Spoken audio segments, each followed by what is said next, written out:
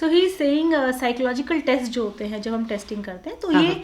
और ये टेस्टिंग की वहाँ की बात नहीं कर रहे, ये वहाँ की बात कर रहे हैं जब जो हमारे साइकोलॉजिकल टूल्स जब हम बनाते हैं, ये बातचीत का जो कॉन्टेक्स्ट है ना, ये सवाल का कॉन्टेक्स्ट वो है साइकोलॉजिकल टेस्ट बनाने का। हाँ, तो इसमें मैं ये कहना चाहूँगी, जैसे इन्होंने कहा ना एग्जाम्पल दीजिए, तो पहली चीज़ तो जब हम बच्चों को अपने को बोलते हैं पढ़ने के लिए, याद करने के लिए, हाँ। तो अल्फाबेटिकली आर पहले आता है, वी बाद में आता है। Reliability comes always before validity, जब भी हम टेस्ट को इस्टेब्लिश करते हैं, हाँ, हाँ। बनाते हैं, ये टेस्ट के बनाने का एरिया का क्वेश्चन है। जी।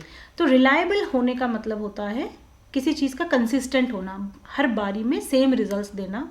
और वैलिडिटी का मतलब होता है उसकी वैधता, मतलब वो क्या सच दे रहा है रिजल्ट।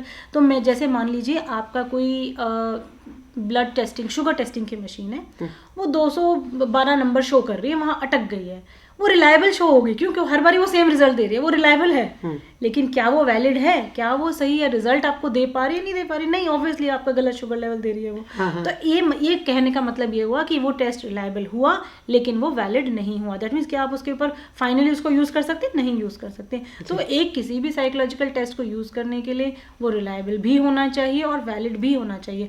बट हाँ, अगर कोई टेस्ट रिलायबल नहीं साबित हुआ तो आप वैलिडिटी की सिचुएशन पे जाते ही नहीं हो, वहाँ तक आप प्रोसेस में नहीं जाओगे जब हम टेस्ट बना रहे हैं। और अगर कोई चीज़ वैलिड है तो वो रिलायबल तो हुई क्योंकि आप तभी उस स्टेप पे पहुंचे। जैसे एक सीढ़ी चढ़ते हैं तो आप पहले नीचे वाली।